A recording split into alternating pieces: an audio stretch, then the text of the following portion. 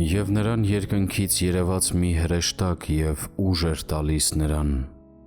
Նա տագնապի մեջ էր և ամբողջ հոգով էր աղոթում։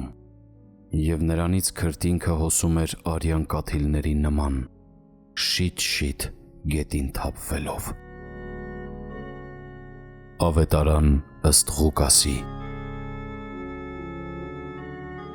Մեր Փրկչի չարչարանքները շարունակվում են Գեթսեմանի պարտեզում։ Նրա հոգու տագնապը կրկնապատկվում է, նրա մարդկային բնությունը մահվան երկյուղում է գտնվում։ Ահա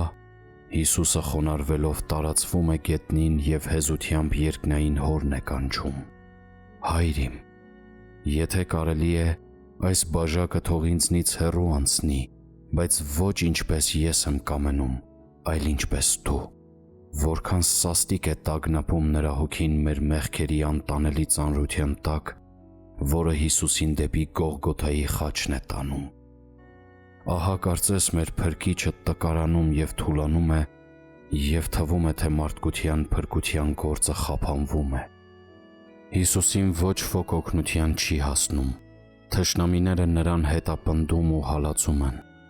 Ամենամտերիմ աշակերտները, որոնք կարող էին այս դժվարին պահին Հիսուսին մխիթարել, քնած էին։ Բոլորից լքված նա դիմում է երկնավոր Հորը, բայց մնում է անպատասխան։ Հիրավի մեղքերս այնքան ծանր են, որ մինչև իսկ Աստծո Որդին դրանք չի կարող տանել։ Բայց ոչ, Արարիչը կամենում է ինձ հավիտենական կյանք շնորհել։ Փառք նրա սուրբ անվանը։ Հայր Աստված տեսնում է իր որդու տկարությունը, մահվան շեմին նրա հոգում մաքառումները և հրեշտակ է ուղարկում նրան զորացնելու համար։ Հիսուս ավելի ու ավելի ջերմեռանդորեն է աղոթում, այնպես որ քրտինքն արյան կաթիլների պես գետին է թափվում։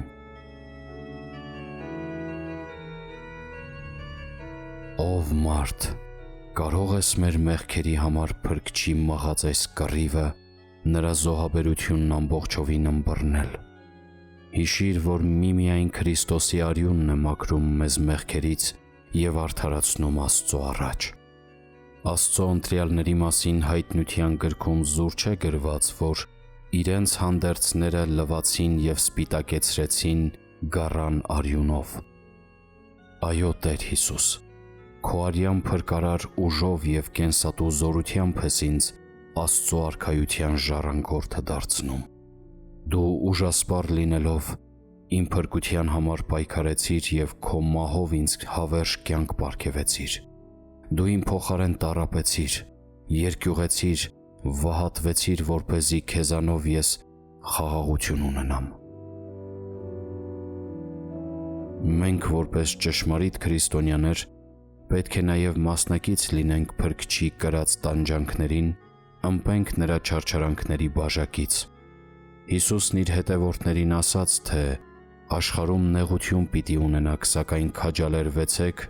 որովհետև ես հաղթեցի աշխարհին։ Մենք էլ Քրիստոսով պետք է հաղթահարենք ամեն վիշտ ու փորձություն։ Ինչպես որ Աստված հրեշտակ ուղարկեց իր որդուն զորացնելու համար, այնպես էլ բոլոր ժամանակներում հրեշտակները սպասավորել և գոտեպնդել են Տիրոջ ճանապարհով քայլողներին։ Երբ Բաբելոնի թագավորի հրամանով Տիրոջը հնազանդ 3 պատանիներին կապ կպեցին և հնոցի կրակի մեջ գցեցին, Աստծո հրեշտակը նրանց փրկեց։